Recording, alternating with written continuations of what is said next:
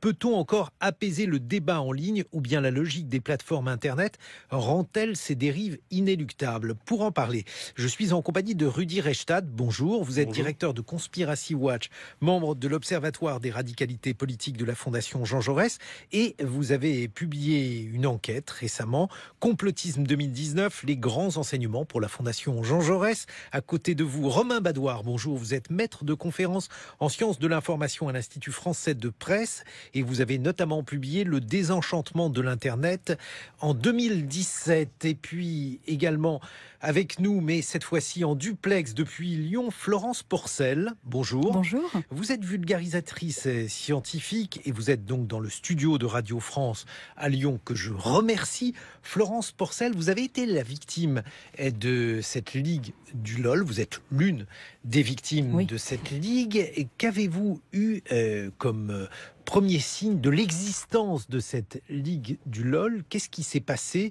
pour que vous ayez été donc en contact avec cette dite ligue? Il m'a fallu d'être sur Twitter, juste ça, et d'avoir commencé à me faire un nom dans ce petit milieu. Et donc à partir de 2010, j'ai commencé à recevoir des tweets malveillants, insultants, injurieux, de plusieurs personnes, pour la plupart anonymes ou sous pseudonyme. Des raids ciblés, réguliers, qui ont commencé leur travail de sape. Ensuite, j'ai eu droit à des photomontages à caractère pornographique, ce qui est toujours très dégradant. Et puis ensuite, j'ai été intimidée physiquement par un groupe d'entre eux qui sont venus jusqu'à mon lieu de travail, et ça s'est terminé par un canular téléphonique.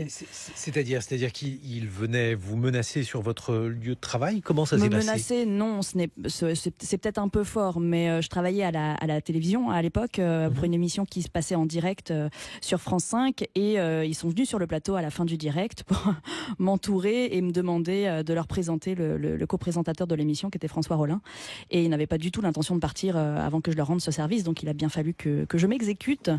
Mais c'est forcément très très intimidant de voir 5 ou 6 personnes autour de soi qui nous entourent et qui font une tête de plus que soi et qui sont connus pour m'avoir harcelé depuis des années, donc c'est évidemment une situation un petit peu délicate. Et alors quand ces types ont débarqué donc sur le plateau de cette émission à laquelle vous collaboriez, Florence Porcel, vous les connaissiez parce que vous voyiez leur tête. Est-ce que vous vous êtes dit je vais porter plainte, ou est-ce que c'était compliqué à l'époque, d'une part de considérer que ça relevait d'une infraction et d'autre part de le faire? Comment ça s'est passé? En fait, je n'en ai reconnu qu'un seul, qui était sur Twitter sous son vrai nom, sous son vrai visage. Les autres, je ne savais pas comment ils s'appelaient, et j'aurais été incapable de mettre un nom sur un visage parce que je ne connaissais pas leur visage et que je ne savais pas qui était qui. Donc c'est très compliqué dans ces cas-là de porter plainte quand on ne sait pas à qui on s'adresse. Et puis à l'époque, c'est vrai que je connaissais moins mes droits, je savais pas qu'il y avait des choses qui tombaient sous le coup du code pénal. Et puis encore une fois, on ne peut pas porter plainte quand on est une jeune femme avec une situation un peu précaire, et qu'on sait que de toute façon, s'il y a une plainte, on va se prendre encore du harcèlement ciblé et d'une toute autre ampleur. Donc c'était la plainte dans ces cas-là, la justice est une double violence. Bien sûr. Et d'ailleurs, le terme de harcèlement, est-ce qu'on se le dit dans sa tête? Oui, on se le dit. Oui, quand ça dure depuis des années, que c'est ciblé, que c'est régulier. Parce que le cyberharcèlement, on était à ses débuts. En 2010, Twitter, c'était vraiment quelque chose de balbutiant. En France, oui, c'était balbutiant. On n'était pas nombreux. C'était un tout petit milieu. Tout le monde se connaissait quasiment. Et voilà. Et il y avait, c'est un petit peu comme dans les cours d'école. Il y a les caïds et puis il y a les harcelés. C'était exactement les mêmes mécanismes. C'est de ça dont on parle. Est-ce que l'on peut connaître ou bien le nom de ces personnes qui vous ont harcelé, ou bien, si vous ne souhaitez pas le dire, est-ce que vous pouvez nous expliquer pourquoi vous ne souhaitez pas les nommer? Est-ce que ce sont des journalistes connus? Non, je peux nommer David Doucet, qui a été l'auteur du canular, parce que il a fait un message d'excuse sur Twitter. Moi, quand j'en ai parlé, j'ai pas voulu le nommer par peur d'une plainte en diffamation, et puis parce que j'étais pas sûre à 100% que ce soit lui, en fait. David Doucet, qui est journaliste aux Inrocks. Oui, absolument.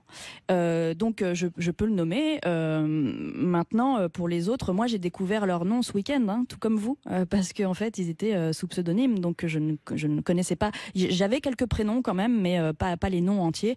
Donc voilà, j'ai découvert tout ça comme vous, et j'ai pu mettre des noms sur des visages, enfin, plus de 6 ans plus tard. Est-ce que vous en avez parlé à des amis, à des gens qui auraient pu vous aider à l'époque, ou est-ce qu'au contraire, quand on est victime de ce type de cyberharcèlement, on s'isole et on reste comme ça un peu seul avec sa douleur et ses craintes, Florence Porcel? Oui, c'est ça qui fait leur grande force aussi, c'est qu'ils savent qu'on est isolé. Effectivement, je l'étais. Moi, j'ai mis plusieurs mois à parler du canular à ma meilleure amie, mais cela dit, j'en ai parlé à mes patrons à l'époque, puisque l'un d'entre eux aurait pu être touché par le même genre de canular. L'autre... Quel était ce canular, Florence Porcel? Pardon, je vous ai interrompu. Oui, si vous souhaitez là aussi nous dire de quoi il s'agit. Bien sûr, en fait, David Doucet m'a appelé un soir en se faisant passer pour Laurent Bon, qui était le producteur, je crois, du Grand Journal et du Petit Journal à l'époque, et pour me proposer un poste à la rentrée suivante dans le Petit Journal. Alors évidemment, quand on est une intermittente et qu'on ne sait pas si on va avoir du travail l'année suivante, on prend toutes les opportunités. Et voilà, donc c'est déjà humiliant en soi, mais ce qui est encore pire, c'est que ce canular a été mis en ligne et donc rendu public, ce qui est passible d'1 an d'emprisonnement et de 45 000 € d'amende, je crois. Ça, je ne le savais pas à l'époque, mais voilà, et il est resté en ligne pendant 6 ans. Il a été supprimé seulement ce week-end. Donc une simple recherche Google et on pouvait tomber sur ce canular. Et donc j'avais toujours ça dans un coin de ma tête. C'est alors, pas très agréable. comment tout cela est-il ressorti? Parce que donc cette ligue du LOL, j'imagine que la plupart des gens n'ont jamais entendu parler de ce nom. Je ne sais pas du tout ce que cela désigne. Dans le grand public, non. Dans le milieu du journalisme, si. Racontez-nous, Florence Porcel. En fait, comme c'est principalement des journalistes ou des communicants et que les victimes sont aussi beaucoup de journalistes, forcément dans le milieu ça se savait, et depuis quelques mois, moi j'en ai parlé à des journalistes autour de moi et je savais que ça sortirait à un moment donné, parce que ça faisait quelques mois que les gens se demandaient s'ils allaient pas faire des enquêtes, sortir des papiers, mais c'était compliqué pour eux parce que souvent ils pigeaient pour les magazines dont les harceleurs étaient des rédacteurs en chef. Donc alors là, en l'occurrence, les Inrocks, juste pour expliquer, donc les Inrocks pour David Doucet. Il y avait 2 journalistes qui appartenaient à cette ligue du LOL qui travaillaient pour Libération. Il faut rappeler aussi Florence Porcel, parce que on ne le dit pas souvent en ce moment, qu'il y a beaucoup de journalistes qui sont précaires et dont la situation n'est absolument pas assurée, qui ne font pas du tout partie de gens qui ont un travail stable. C'est important à mon avis aussi de le souligner. Oui, tout à fait. Romain Badoir, qui est également des nôtres. Romain Badoir est maître de conférences en sciences de l'information. Vous aviez entendu parler de cette ligue du LOL? Non, pas avant la semaine dernière. Pas avant la semaine dernière. Ce qui est notable dans cette affaire, c'est vraiment le fossé qui sépare les faits qu'on reproche à ces personnes, qui sont des faits d'intimidation, de harcèlement, d'usurpation d'identité, et les justifications qu'elles ont pu donner de leurs actes, qui sont de l'humour, de l'ironie, des canulars. Et je pense qu'il faut aussi remettre ça dans le contexte, c'est ce que vous disiez, le début des années 2010, les débuts de Twitter en France, où sont présents sur cette plateforme surtout des hommes très diplômés, issus des classes supérieures, qui maîtrisent certains codes du débat en ligne, comme le trolling, l'ironie, l'agressivité. Il va falloir l'idée de pourrir des conversations, de pourrir des gens, des personnalités, mais de le faire au nom du énième degré, si vous voulez. Et les effets très concrets que cela produit chez les victimes, et c'est ce qu'on voit dans les témoignages qui se sont succédés sur Twitter, qui sont des phénomènes d'autocensure très forts. C'est-à-dire que ces jeunes femmes, elles intègrent le fait que si elles veulent être un peu tranquilles, il vaut mieux qu'elles se taisent, qu'elles ne prennent pas la parole et qu'elles ne défendent pas leur position, parce qu'il y a aussi beaucoup de militantes féministes qui ont été prises à partie. Et donc qui intègrent le fait qu'il vaut mieux qu'elles se taisent. C'est ce que vous êtes dit, Florence Porcel? Ah mais totalement, il y a un gros travail de sable derrière. On nous dit vraiment vous n'avez pas votre place ici et à la moindre au moindre essai de vouloir prendre la parole, c'était vraiment c'était très compliqué, c'était d'une violence assez inouïe et c'était systématique. C'est ça le truc, c'est que c'est un système aussi. Il faut déconstruire tout ça pour pas que ça arrive à nouveau. Et oui, parce que moi, par exemple, je n'ai jamais entendu parler de cette ligue du LOL avant ce week-end, mais on est tous confrontés à Twitter. Il n'y a pas un moment justement où vous vous êtes dit, je me retire de Twitter, après tout, j'aurai plus de compte Twitter, je me retire des réseaux sociaux et comme ça, ils arrêteront. Mais non, mais alors c'est pas possible ça parce que en fait Twitter c'était en partie un moyen pour moi de réseauter, d'avoir du réseau.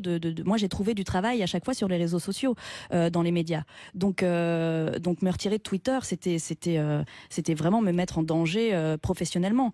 Donc j'ai tenu le coup, mais voilà à quel prix et ils le savent en face, ils le savent très bien. Donc quand ils disent oui c'était pour rire, etc. On savait pas, ils savaient très bien ce qu'ils faisait. Il savait très bien quoi, c'est-à-dire que votre souffrance était réelle, que c'était pas du tout quelque chose qui vous faisait rigoler, quoi. Ah bah oui, bien sûr, mais je pense qu'ils jouissaient de la souffrance qu'ils donnaient à toutes leurs victimes, ça c'est certain. Quand ils disaient que c'était pour rire, oui, ça les faisait rire eux, mais ils savaient très bien qu'en face, c'était pour humilier, pour dégrader, pour faire taire. Il y avait cette volonté-là, vraiment, il y avait cette volonté. Romain Badoir. Oui, au-delà de cette affaire et d'autres affaires comme celle de Nadia Dam à l'automne dernier. Il faut rappeler. Oui, qui est une journaliste qui s'était aussi fait harceler sur les réseaux sociaux. C'est allé très loin et cette affaire a conduit à la condamnation de deux de ces harceleurs pour la preuve, ce qui était une première en France. Il y a un problème plus général pour le débat public qui est que ces phénomènes de cyberharcèlement, d'intimidation sont utilisés comme des stratégies politiques aussi pour intimider certaines voix, notamment des militants féministes, des militants qui représentent les minorités, qu'elles soient sexuelles, ethniques, religieuses ou autres.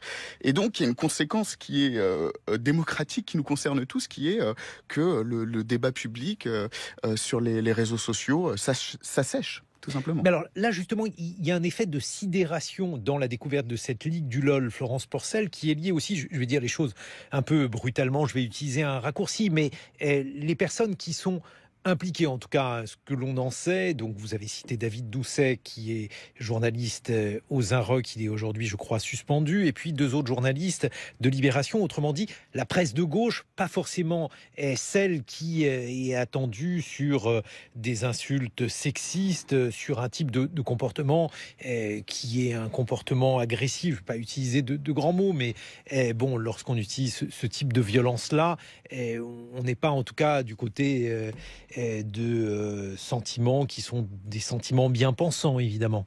Ah clairement pas. Il y a un grand cynisme de la part de ces personnes-là. Mais ça, si la vie m'a appris une chose, c'est qu'il faut jamais se fier aux apparences. On ne sait jamais vraiment qui sont les gens.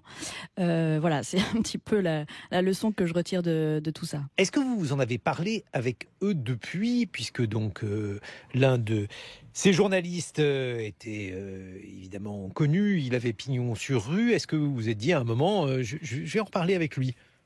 En fait, c'est lui qui m'a envoyé un message d'excuse, un mail. J'ai reçu un mail samedi après-midi, après mes tweets le visant. Voilà, donc j'ai échangé avec lui, ce qui était très très éprouvant parce que je m'attendais pas du tout à ce que ça sorte à ce moment-là, et rien que de voir son nom, voilà, j'étais très très angoissée. Donc ça a été vraiment éprouvant d'échanger avec lui, mais je suis toujours pour l'échange et pour le dialogue. Il m'a présenté ses excuses. Je lui ai demandé des excuses publiques qu'il a un peu rechigné à faire, mais qu'il a faites et que je l'en remercie encore. Mais voilà, mais qu'est-ce qu'il a pu vous dire, Florence Porcel ? Parce que c'est compliqué d'expliquer ce type de comportement qui relève du sadisme. Oui. Voilà, c'était pour rire, on était plusieurs, et puis son argument qu'il a redit publiquement, c'était voilà, moi je venais de banlieue, je connaissais personne, il fallait que je m'intègre et tout. Ce qui est très insultant pour les gens qui viennent de banlieue. Enfin, moi je viens de Champagne, je connaissais personne non plus, et je me suis fait ma place sans harceler ni humilier personne. Donc c'est un petit peu facile ce genre d'argument. Mais bon, il a présenté sa vision des faits, on a discuté, voilà. Un commentaire, Romain Badoir, à ce sujet? Ce qui est intéressant, c'est que pendant l'affaire MeToo et Balance ton port, au final, on a assez peu eu de témoignages émanant du monde du journalisme, alors que on sait très bien qu'il y a aussi ce type de pratique qui y règne. Et donc, c'est intéressant aussi que les journalistes qui ont participé à faire une cause publique de Balance ton port ou MeToo, aujourd'hui, se fassent un peu d'introspection pour nous montrer aussi ce qui peut se passer dans ces milieux-là. Florence Porcel, qu'en pensez-vous? Lorsque oui, la vague MeToo a débuté il y a un an, est-ce que vous vous êtes dit, voilà, en fait, moi, ça m'est arrivé? C'est autre chose. J'ai pas été agressée ou harcelée sexuellement, en l'occurrence, mais il y a clairement, je savais que ces gens-là faisaient partie des médias, et moi, ce qui m'a plus interpellé, c'est que aucun média n'ait parlé de l'affaire Besson, par exemple, ou pas grand monde, alors qu'il y a des plaintes, qu'il y a des, voilà. Et je me suis dit, ça L'affaire s'explique. Besson. L'affaire Besson, Luc Besson, qui a été accusé de viol et d'agression sexuelle par plusieurs actrices, dont des plaintes ont été déposées, et ça n'a pas fait grand bruit dans la presse française. Ça a été traité dans les journaux. Pas beaucoup, hein. Pas à la hauteur d'une affaire Weinstein, par exemple. Alors que Luc Besson en France, c'est quand même un grand réalisateur. Et j'ai trouvé que la couverture médiatique n'avait pas été à la hauteur de l'affaire, en l'occurrence.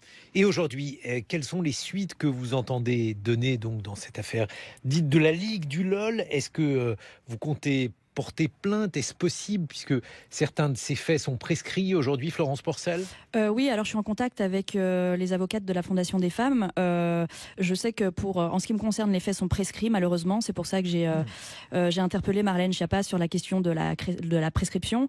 Je pense que pour nous, c'est trop tard, mais j'ai vu passer sur Twitter que certaines personnes allaient porter plainte quand même pour des faits qui, visiblement, n'étaient pas prescrits. Voilà, on verra bien. On verra bien. Est-ce que ça a changé votre relation à Twitter, aux réseaux sociaux? Non, pas vraiment, parce que moi j'y suis depuis une dizaine d'années maintenant, et je tiens le coup, et je vais. Ça doit pas être facile le coup tous les jours, parce que vous avez eu cette affaire-là, mais c'est quand même parfois compliqué de regarder Twitter en se disant que il faut vivre avec tout ça, non? Oui, oui, non, mais bien sûr, il y a les deux côtés de la médaille sur Twitter, mais il faut le savoir, et voilà, il faut apprendre aussi à prendre du recul, même si c'est pas toujours simple.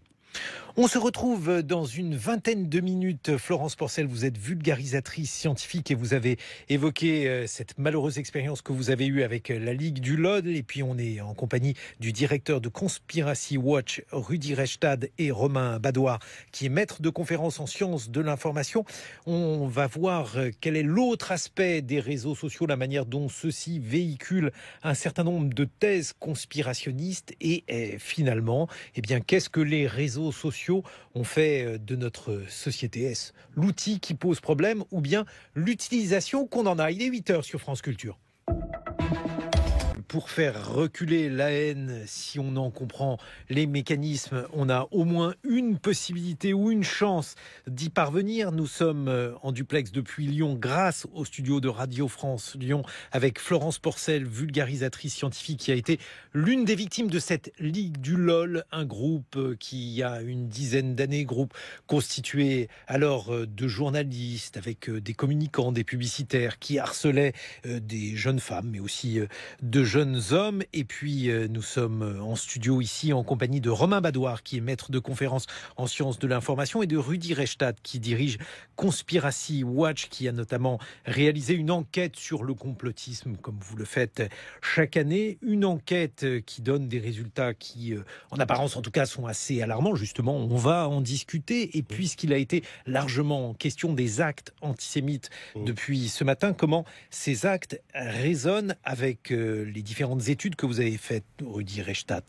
Vous savez, les actes antisémites, ils sont dans un tunnel de 300 à 1 millier d'actes par an depuis 2000. C'était pas le cas avant. Il y a un palier qui a été franchi en 2000 et on n'arrive pas à descendre en dessous d'environ 300 actes par an. Donc de toute façon, ça baisse, ça monte chaque année, mais depuis 18 ans, 19 ans presque, il faut avoir conscience qu'on a basculé dans un niveau, si vous voulez, d'actes d'antisémites enregistrés assez élevé.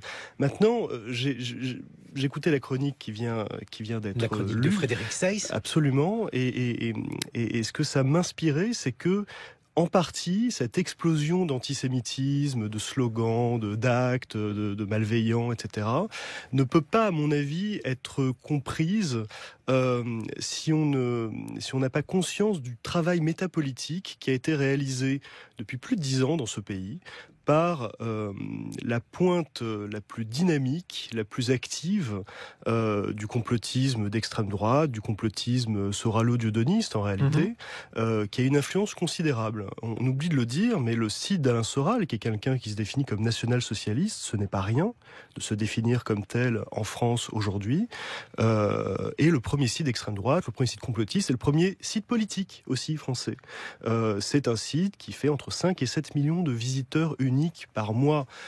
C'est peu et c'est beaucoup. C'est peu parce que Le Monde à côté, c'est 110 millions.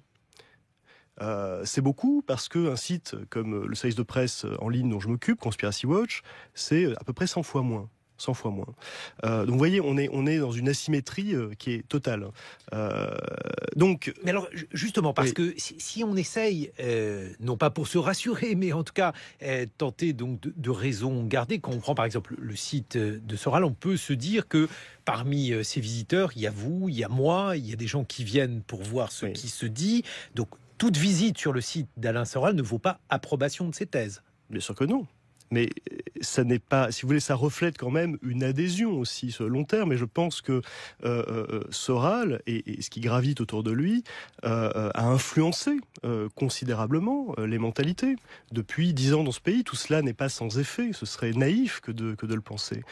C'est un site qui réédite les classiques de l'antisémitisme, de la France juive d'Édouard Drummond à Mein Kampf. Et on parle de ça.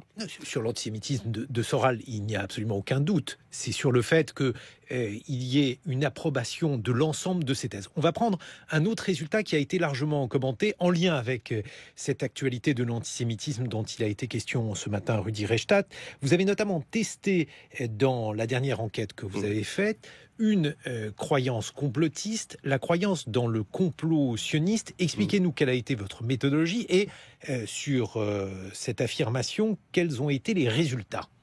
Alors sur cette affirmation, vous savez, elle fait partie d'une batterie centrale de 10 énoncés complotistes, 10 théories du complot, formulées de manière caricaturalement complotiste d'ailleurs. C'est un énoncé, il existe un complot sioniste à l'échelle mondiale qui avait déjà été testé par l'IFOP en 2014, une grande enquête pour la Fondapol sur l'antisémitisme en France.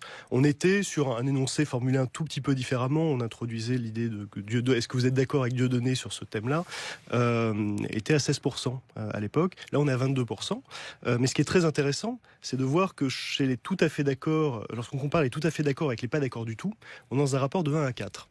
Vous avez 4 personnes qui ne sont pas d'accord du tout, qui le rejettent, cet énoncé, ce qui est rassurant, pour une personne qui y adhère. Mais par exemple, sur la Lune, on n'a pas marché sur la Lune, vous avez 18 personnes qui rejettent cette idée-là contre une qui y adhère. Sur les vaccins, on est quasiment à 1 pour 1. Alors il y a une spécificité sur les vaccins, on pourrait y rentrer si ça vous intéresse ensuite, mais sur la notion du complot sioniste mondial quand même, ça dit quelque chose parce que c'est central dans l'antisémitisme contemporain, depuis le début du XXe siècle.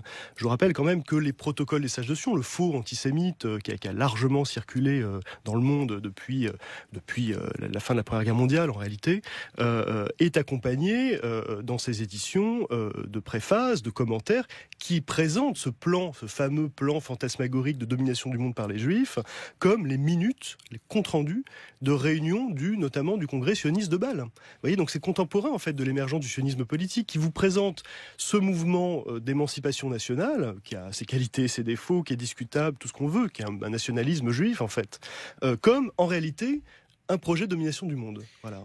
Ce que l'on pourrait se dire, alors peut-être pour se rassurer, Rudi Reichstadt, c'est que le fait d'adhérer à une croyance dans le complot sioniste peut être en réalité assez ambivalent. C'est-à-dire que le terme de sionisme, il peut désigner 2 choses, ou bien le sionisme originel. Alors donc on se dit, voilà, il y a par exemple une série de discours, de groupes de pression pour justifier l'État d'Israël dans son existence actuelle et dans sa politique actuelle.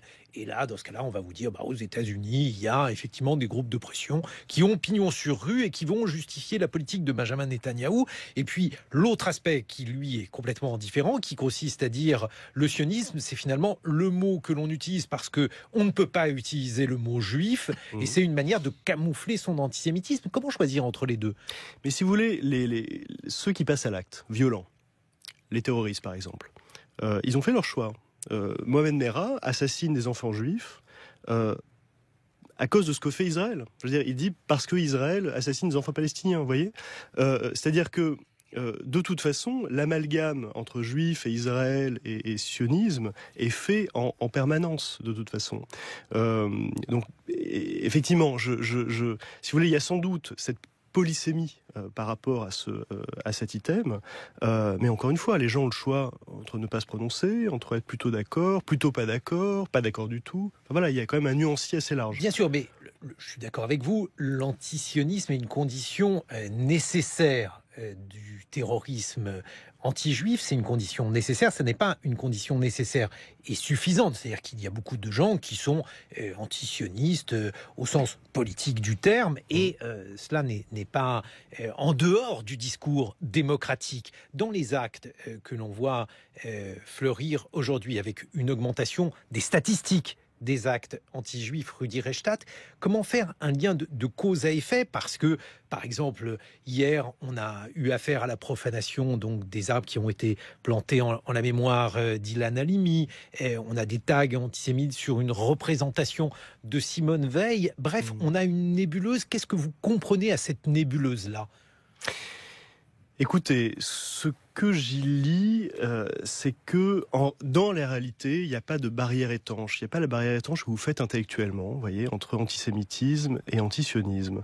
Parce qu'en réalité, la remise en cause de l'État d'Israël ou de la politique de l'État d'Israël, c'est quelque chose qui est pratiqué largement dans la presse israélienne d'abord, au sein de la démocratie israélienne. Enfin, il y a pas de problème avec ça. Le débat démocratique. C'est le débat démocratique. En revanche, qu'on ait en Europe et ailleurs, ailleurs en dehors d'Israël, je veux dire, des gens qui se définissent comme antisionistes et qui ne se définiraient pas, qui n'auraient pas un mot pour désigner leur opposition à la politique d'un quelconque autre État. Cela, quand même, ça interroge. Si vous voulez, après la Deuxième Guerre mondiale, on n'a pas eu des gens qui ont mis en cause l'existence de l'État allemand, par exemple. Voilà. Si on essaye de comprendre ce phénomène dans sa nouveauté, Romain Badouard, vous qui avez beaucoup étudié Internet, son utilisation et notamment l'utilisation des réseaux sociaux, quelle est la part liée à ces réseaux sociaux? Parce qu'on a tendance à dire que finalement, ce qui pose problème, c'est l'utilisation de l'outil. On évoque l'utilisation de l'outil dans la diffusion des thèses complotistes, ou alors quand on parlait tout à l'heure de cette Ligue du LOL qui a eu lieu il y a environ 10 ans et qui cyber-harcelait un certain nombre de victimes, notamment des femmes. Quel est votre point de vue là-dessus, sur le fonctionnement de ces réseaux sociaux, Romain Badouard? Effectivement, ces phénomènes, ils ont à la fois des causes culturelles. Il y a une culture de débat qui est née sur les réseaux sociaux avec ses propres codes, où on va être plus tolérant à l'égard de l'agressivité, par exemple, où on va beaucoup plus manier l'ironie que dans d'autres espaces médiatiques. Après, il y a effectivement une spécificité des réseaux sociaux qui est liée, d'une part, à leur design, à leur conception. C'est-à-dire que la manière dont on va inciter à la participation va se faire selon une logique de réactivité, de vitesse. Donc, c'est le like, le retweet, des messages courts. Et on s'aperçoit que ça va effectivement favoriser la circulation de contenus qui sont à la fois plus dans la radicalité et plus dans l'émotion. Ça, c'est un phénomène important. À cela s'ajoute le modèle économique des réseaux sociaux. C'est plus vrai peut-être pour Facebook que pour Twitter, où justement pour faire en sorte que les internautes restent le plus longtemps possible sur les plateformes et donc soient exposés au maximum de publicité, on va aussi mettre en avant des contenus plus radicaux, plus dans l'émotion, etc. Et lorsque l'on évoque donc l'utilisation des réseaux sociaux, vous dites des codes nouveaux. À quoi pensez-vous ? C'est ce que je disais, on s'aperçoit qu'effectivement, lorsqu'on débat sur les réseaux sociaux, on va développer une plus grande tolérance à l'égard de l'agressivité. C'est-à-dire qu'on va considérer comme davantage acceptable de s'en prendre à quelqu'un de manière agressive, d'avoir recours à la violence expressive. Et cela pour deux raisons. Soit parce qu'on va considérer que cette violence expressive elle va se trouver une légitimité morale, c'est-à-dire qu'on va s'en prendre à quelqu'un qu'on va juger comme sortant d'une norme, ou alors on va utiliser cette violence expressive comme une arme politique pour intimider ses opposants, les faire taire, les pousser au silence et donner le maximum de visibilité aux propos qu'on défend. Je vais avoir une remarque abrupte, mais est-ce que ça n'est pas tout simplement lié à l'anonymat? Parce que une remarque raciste, homophobe, antisémite dans la vie réelle, c'est compliqué, vous êtes à visage découvert. Sur Twitter, il y en a des pelletés parce que tout simplement, ça peut se faire de manière anonyme. Alors l'anonymat est effectivement une cause qui explique en partie ces phénomènes de violence expressive, mais ce n'est pas la seule cause. C'est-à-dire qu'on a aussi des études qui montrent que sur Twitter ou sur des plateformes de pétition, par exemple, les internautes vont être violents sous leur véritable identité, justement pour se faire reconnaître par une communauté comme une personne ressource dans le débat qui ose avoir recours à la violence sous sa véritable identité. Et puis il ne faut pas aussi oublier que l'anonymat, c'est aussi une des conditions qui a permis la libération de la parole sur Internet et les réseaux sociaux, aussi pour des choses très positives, c'est-à-dire pouvoir permettre de pouvoir s'affranchir d'un certain nombre de carcans sociaux et aborder des thématiques qu'on n'oserait pas aborder peut-être sous sa véritable identité. Et lorsque justement on évoque et lorsqu'on étudie les réseaux sociaux, est-ce qu'on ne se dit pas que la levée de l'anonymat pourrait être une clé pour en finir avec ces dérapages ? Moi, je pense que c'est une mauvaise idée d'avoir recours à la levée de l'anonymat, parce que justement, ça va peut certainement faire plus de mal que de bien par rapport à ce que les réseaux sociaux ont pu apporter aussi dans le débat public et la démocratie. Et c'est vrai qu'aujourd'hui, on met en avant les côtés négatifs que jouent ces plateformes. Elles ont aussi un rôle positif, qui est de permettre un débat public plus inclusif, de permettre une prolifération des prises de parole, comme disait Dominique Cardon. Mais mais justement, cet anonymat, il permet de garantir aussi ça. Non, il y a des lois qui existent pour lutter contre le harcèlement, pour lutter contre les discours de haine. Il n'y a pas besoin non plus de voter des nouvelles lois, il faut juste les appliquer davantage et demander aux plateformes de collaborer davantage pour repérer ceux qui les propagent. Florence Porcel, vous avez été l'une des victimes de cette ligue du LOL. On vous a entendu tout à l'heure évoquer votre expérience. Est-ce que par exemple, la levée de l'anonymat vous aurait aidé si vous aviez eu les noms des personnes qui vous harcelaient ? J'aurais eu les noms. Maintenant, ça ne veut pas dire que je serais allée porter plainte. Et moi, je suis pas contre. Je suis pas pour l'interdit. Enfin, je vais y arriver. La levée pour de interdire l'anonymat. Voilà, merci. Parce que, par exemple, quand on prend trois principaux protagonistes de la Ligue du LOL, Vincent Glade, Henri Michel, Alex Herveau, pour ne citer que, ils étaient pas anonymes du tout, et ça ne les a pas empêchés de créer la Ligue du LOL et d'en être des membres actifs. Donc le problème, il n'est pas vraiment là en fait. Et l'anonymat est très intéressant pour, par exemple, pour des féministes qui sont prises pour cible régulièrement et encore aujourd'hui de manière extrêmement violente et qui, heureusement qu'elles puissent être anonymes, parce que leur vie deviendrait un enfer encore plus grand si jamais leur nom était affiché, si on pouvait aller remonter jusqu'à leur numéro, leur adresse ou je ne sais quoi d'autre. Donc moi je suis vraiment pas pour qu'on supprime l'anonymat, non. Ce n'est pas ce que vous souhaitez. On continue à évoquer à 8h35 dans les matins de France Culture à la fois le complotisme, le cyberharcèlement, bref, des conséquences des réseaux sociaux. Et Rudi Reichstadt, vous qui dirigez Conspiracy Watch, on se dit justement que la diffusion des thèses complotistes, de tout ce que l'on évoque depuis le début, autrement dit ces pathologies des réseaux sociaux, elles sont aussi lié au fait que ces discussions, elles se déroulent sans médiation. C'est-à-dire que sur les réseaux sociaux, il y a finalement une autorégulation, sauf que ça ne s'autorégule pas du tout. Oui, Gérald Bronner, le sociologue, parle de marché de l'information, de marché cognitif dérégulé. C'est-à-dire que ces choses-là circulent sans contrôle, mais Internet fonctionne comme ça. On ne va pas désinventer Internet ou les réseaux sociaux. Donc on est aujourd'hui, de toute façon, condamné à jouer selon ces règles du jeu-là. Sauf que si, par exemple, vous levez l'anonymat, vous posez une régulation en plus. Sauf que si, par exemple, vous considérez qu'il y a un certain nombre de formes qui vont privilégier des énoncés qui sont des énoncés violents, je pense par exemple à la forme brève. Sur Twitter, la nuance est peu présente parce que 140 caractères ou 280, puisqu'il y a eu une augmentation récemment, eh bien ça ne permet pas véritablement d'être extrêmement subtil. Est-ce que ça n'est pas aussi une explication en faveur de la diffusion de ces thèses? Alors peut-être, je ne crois pas que ce soit un facteur majeur, parce que sur Twitter, lorsqu'on veut être subtil, on l'est. On peut faire des threads très longs, très illustrés, en fait, très intéressants. Des groupes d'énoncés. Voilà, exactement, des trades. Et donc, en réalité, ça dépend des utilisateurs. Et je suis pas sûr que l'outil définisse complètement le contenu, même si ça joue évidemment. Mais on observe, si vous voulez, effectivement, à la faveur de cette affaire Ligue du Log, des phénomènes de dilution de responsabilité, une dimension régressive aussi, une forme de barbarie. Vous parliez tout à l'heure de sadisme. Ça c'est pas seulement l'outil qui peut préjuger de tels débordements. Non, les théories du complot, elles se développent aujourd'hui, en tout cas depuis le début des années 2000, singulièrement parce que elles sont plus visibles, parce que l'outil les amplifie, et parce qu'il les amplifie, eh bien, ça fait plus d'adeptes.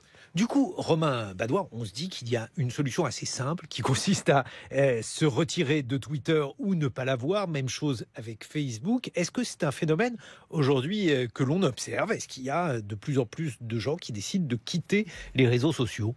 A priori, oui, il y a plusieurs journalistes qui ont parlé de ce phénomène et qui ont montré que beaucoup de journalistes d'ailleurs et aussi de militants, généralement des militants de gauche, plutôt pour des causes progressistes ou de défense des minorités, quelles qu'elles soient, préfèrent se retirer des réseaux sociaux plutôt que d'avoir à affronter tous les jours des flots de haine, de reproches divers. Et ça, il me semble que c'est problématique, puisque je disais tout de suite que les réseaux sociaux ont quand même un rôle positif dans le débat public, c'est de l'ouvrir, d'ouvrir le débat, de permettre à des citoyens qui n'avaient pas accès au débat public d'y avoir accès. Mais effectivement, si on se rend compte que ces phénomènes d'intimidation et de harcèlement poussent les voix les plus progressistes dans le débat à se retirer, à qui on laisse la place. C'est un peu ça le problème. Ça vous fait peur aujourd'hui ? Peur, il faut pas exagérer. On ne sait pas comment les choses vont évoluer. C'était très différent il y a 5 ans. Comment ce sera dans 5 ans, on ne sait pas aujourd'hui. Mais il y a un phénomène général de brutalisation du débat qui peut être aussi inquiétant. Oui. Mais parce que quand on voit les énoncés sur Twitter, on se dit que ces énoncés, quels qu'ils soient d'ailleurs, ne peuvent convaincre que les convaincus. C'est-à-dire que ça n'est pas du tout un lieu qui est propice à l'argumentation. Et je ne vois pas, et encore une fois, je ne pense pas à un énoncé en particulier. Je me dis juste que lorsqu'on lit un article, un livre a fortiori, on peut suivre et adhérer ou pas à un raisonnement qu'on n'avait pas. Sur Twitter, je suis désolé, mais je vois pas. Effectivement, là justement, le rôle de conception de cette plateforme, il est important. C'est-à-dire que sur Twitter, avec les hashtags notamment, on se rend compte que les internautes vont se regrouper en fonction de communautés de valeurs ou de communautés d'idées et vont pas forcément chercher à échanger entre différentes communautés. Elles vont plutôt chercher à intimider la communauté d'en face pour rendre leurs arguments les plus visibles sur les réseaux sociaux, pour s'adresser à un troisième acteur dont on ne parle pas, qui est le public, qui ne participe pas et qui utilise ces plateformes uniquement pour s'informer et pour lire, et qui est peut-être le public majoritaire sur ces plateformes. Sur des plateformes comme Facebook, on a d'autres formes d'intervention de la conception dans ces phénomènes, qui est justement comment les algorithmes vont porter à nos connaissances des informations qui sont celles publiées par les gens dont nous sommes le plus proches. Et donc, de la même façon, créer des phénomènes d'entre-soi, des mécanismes d'autoconviction qui effectivement ne sont pas propices au débat contradictoire. Qu'est-ce que vous en pensez, Florence Porcel ? Alors, moi, j'en pense que Twitter et les réseaux sociaux en général, YouTube, c'est pareil, sont des outils. Et que donc, voilà, quand on a un marteau, on peut construire une maison ou fracasser un crâne. Les réseaux sociaux, c'est pareil. C'est un outil et on peut les utiliser d'une bonne manière ou d'une mauvaise manière. Et vous me demandiez tout à l'heure pourquoi je quittais pas Twitter. Et je tiens à y rester justement pour ne pas que les gens en face gagnent du terrain. Et aussi parce que moi, je suis vulgarisatrice scientifique et vous parliez tout à l'heure des théories du complot. Moi, je vois une recrudescence de gens qui pensent que la Terre est plate, qu'on n'a jamais marché sur la Lune. Et si moi, je m'en vais de Twitter et que je suis pas là pour expliquer, faire des trades, etc., pour dire, non, en fait, je vais vous expliquer pourquoi c'est une croyance et pourquoi, donner des arguments, etc. Je veux dire, si on n'est pas présent, si on n'a pas cette présence-là et si on n'est pas actif, forcément, on va se faire bouffer par les complotistes en tout genre. Et ça, il faut absolument pas que ça arrive. Et malgré la violence et le harcèlement qui continue, je suis toujours harcelée régulièrement, je tiens le coup à la fois sur Twitter et sur YouTube. Combien de temps, je sais pas, parce qu'à un moment je suis juste humaine et j'ai mes limites et mes faiblesses aussi, mais je vais vraiment essayer de tenir le coup le plus longtemps, parce que ce serait vraiment un mauvais signal à envoyer qu'on laisse gagner du terrain aux complotistes, aux harceleurs et à tous les obscurantismes complotisme auquel on peut penser. Mais Rudi Reichstadt, vous avez vraiment l'impression que ça sert à quelque chose d'être sur Twitter? Prenez par exemple un complot dénoncé par ceux qui veulent réouvrir les études sur le 11 septembre 2001 sur les attentats du World Trade Center. Depuis le 11 septembre 2001, on a l'impression que l'incrédulité à l'égard de cet attentat monte, non? Vous faites la moue? Non, moi je crois qu'elle est même plutôt en léger recul. Sur le 11 septembre 2001, oui, cette théorie du complot, elle est plutôt contenue en ce moment. Ça ne préjuge pas de ce qui va se passer à l'avenir, je pense que c'est cyclique, ça peut revenir. Mais en l'occurrence, c'est une théorie du complot très connue du public, des 2/3 des sondés en l'occurrence, donc plutôt bonne notoriété, mais qui est assez peu crue, qui est relativement contenue. Non, ce que disait Florence Porcel à l'instant est très très important parce que je crois qu'il faut investir ces plateformes, il ne faut pas laisser ce terrain justement aux haineux, à ceux qui mettent en circulation des théories du complot ou des fausses nouvelles. Il faut se battre et je crois qu'en plus il est possible malgré tout de se battre sans se battre avec les armes de ses adversaires. Vous avez sur Twitter des gens comme Raphaël Antoven, comme Marilyn Maezot qui essaient de promouvoir justement une éthique du dialogue constructif, de ne jamais être dans l'invective et de pouvoir avoir des discussions, et c'est pas facile, mais des discussions éclairées avec des gens qui pensent pas comme eux. Romain Badouard, autre hypothèse, le fait que les réseaux sociaux aient aujourd'hui tant d'importance, est-ce que ça n'est pas aussi la faute en partie aux médias officiels qui se sont souvent servis des réseaux sociaux comme s'il s'agissait en quelque sorte d'une voix populaire, alors qu'en réalité on sait bien que sur Twitter et sur Facebook, on n'a pas une représentation de la société dans son intégralité? Oui, tout à fait. Effectivement, il y a une articulation très nette entre les médias traditionnels et les réseaux sociaux. Et l'émergence des réseaux sociaux n'a absolument pas tué les médias traditionnels. Mais cette articulation, elle se fait pour le meilleur et pour le pire.